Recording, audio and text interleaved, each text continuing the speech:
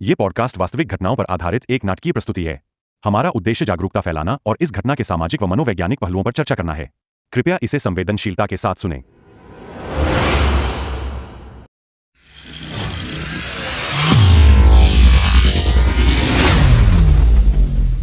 नमस्ते दोस्तों, स्वागत है एक बार फिर आपके अपने चैनल पोड़ा तहकीक में, जहां हम सत्य के साथ तथ्यों के आधार पर इतिहास के सबसे गहरे रहस्यों को खोलते हैं।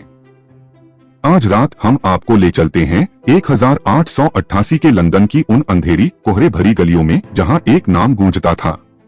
एक ऐसा नाम जिसने पूरी दुनिया को दहशत में डाल दिया। वो नाम था जॉन द रीपर। साल था 1888। लंदन, जो उस वक्त दुनिया की सबसे ताकतवर सभ्यता का केंद्र था, बाहर से भव्य दिखता था, लेकिन इसके भीतर एक अंधेरा छिपा था। व्हाइटचैपल लंदन का वो इलाका जहां गरीबी, अपराध और बदहाली का बोलबाला था। तंग गलियां, बदबूदार नालियां और कोहरे का वो घना पर्दा जो हर रात इस इलाके को और डरावना बना देता था। कौन था ये शख्स? एक क्रूर हत्यारा, एक भूत, या फिर एक ऐसी साए जैसी आकृति जिसे कोई कभी पकड़ नहीं सका? आज हम इस खूनी कहानी के पीछे के तथ्यों, साजिशों और रहस्यों को खंगालेंगे। तो लाइट्स धीमी करें, अपने हेडफोन्स लगाएं और तैयार हो जाएं एक ऐसी कहानी के लिए जो आपके रोंगटे खड़े कर देगी। यहाँ रहने वाले लोग दिन रात जीने की जद्दोजहद में लगे थे, लेकिन 1888 की गर्मियों में कुछ ऐसा हुआ जिसने व्हाइटचैपल को हमेशा के लिए बदल दिया। एक हत्यारा, जिसे दुनिया बाद में जॉन द रीपर के नाम से जानेगी, ने इस इलाके को अपने खौफ का अड्डा बना लिया। पहली हत्या हुई 31 अगस्त 1888 को।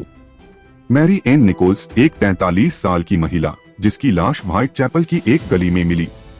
उसका गला कटा हुआ था और शरीर पर इतने गहरे घाव थे कि पुलिस वाले भी देखकर सिहर उठे। ये कोई आम हत्या नहीं थी, ये एक संदेश था। व्हाइटचैपल की सड़कों पर अब हर रात डर का साया मंडराता था। लोग अपने घरों में दुबकने लगे। औरतें अकेले बाहर निकलने से डरती थीं। लेकिन जॉन द रीपर को कोई रोक नहीं सका। वो कोहरे में आता, अपनी वारदात को अंजाम देता और फिर गायब हो जाता। लेकिन ये तो बस शुरुआत थी। अगले कुछ हफ्तों में 4 और औरतों, Annie Chapman, Elizabeth Stride, Catherine Eddowes और मैरी जेन केली की लाशें उसी बर्बर तरीके से मिली। हर हत्या के साथ जॉन द रीपर का खौफ और बढ़ता गया। पुलिस ने दिन रात एक कर दिए। स्कॉटलैंड यार्ड के सबसे तेज दिमाग इस केस को सुलझाने में जुट गए, लेकिन जॉन द रीपर ने उन्हें बार बार चकमा दिया। उसकी हर हत्या में एक पैटर्न था। वो अपने शिकार को पहले गला काटता, फिर शरीर को बेरहमी से काटता। कुछ लाशों के अंत तक गायब थे, मानो वो कोई ट्रॉफी ले गया हो। जॉन द रीपर की कहानी सिर्फ हत्याओं तक सीमित नहीं थी। ये एक ऐसा रहस्य बन गया जिसने पूरी दुनिया को अपनी गिरफ्त में ले लिया। लोग तरह तरह की थ्योरीज बनाने लगे। कुछ का कहना था कि वो एक पागल डॉक्टर था जो इंसानी शरीर पर प्रयोग करता था। कुछ ने उसे शाही परिवार से जोड़ा, ये दावा करते हुए कि वो एक राजकुमार था जो अपनी बीमारी की वजह से पागल हो गया। लेकिन सबसे हैरान करने वाली बात, जॉन द रीपर ने खुद पुलिस को ताने मारे। उसने कई चिट्ठियां लिखी, जिनमें से एक मशहूर थी, फ्रॉम हेल लेटर। इस चिट्ठी में उसने पुलिस को चिढ़ाते हुए लिखा, मुझे पकड़ने की कोशिश मत करो, तुम कभी कामयाब नहीं होगे। और सचमुच वो कभी पकड़ा नहीं गया। पुलिस ने सैकड़ों लोगों से पूछताछ की। डॉक्टर, कसाई, नाविक, यहाँ तक कि शाही परिवार के कुछ लोग भी शक के घेरे में आए, लेकिन हर बार सुराग अधूरे रह गए। क्या जॉन द रीपर कोई साधारण इंसान था, या फिर कोई ऐसी ताकत जिसे समझना इंसानों के बस की बात नहीं थी? एक थ्योरी तो ये भी थी कि जॉन द रीपर कोई इंसान था ही नहीं। कुछ लोगों का मानना था कि वो एक अलौकिक शक्ति थी जो व्हाइटचैपल की गलियों में बदला लेने निकली थी। और फिर थे वो लोग जो कहते थे कि जॉन द रीपर कई हत्यारों का एक समूह था जो एक साथ मिलकर इन वारदातों को अंजाम दे रहा था। लेकिन एक सवाल जो आज तक अनसुलझा है, वो रुका क्यों?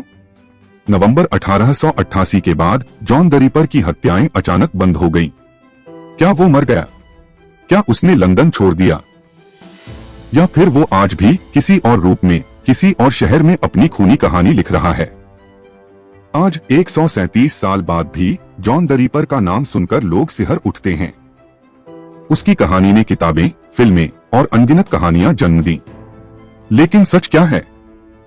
क्या हम कभी इस रहस्य को सुलझा पाएंगे? व्हाइट चैपल की उन गलियों में आज भी लोग उस साये को महसूस करने की बात करते हैं।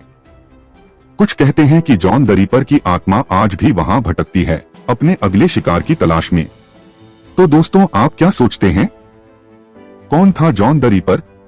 एक हत्यारा, एक भूत, या फिर इंसानी डर का वो चेहरा जो हमेशा हमारे साथ रहता है? हमें कमेंट्स में बताएं। और अगर आपको ये कहानी पसंद आई तो लाइक, शेयर और सब्सक्राइब करना ना भूले। अगली बार हम फिर मिलेंगे एक और रहस्य के साथ, एक और कहानी के साथ। तब तक सतर्क रहें, क्योंकि कोहरे में कोई भी हो सकता है। पोड़ा तहकीक, सत्य के साथ तथ्यों के आधार। शुक्रिया।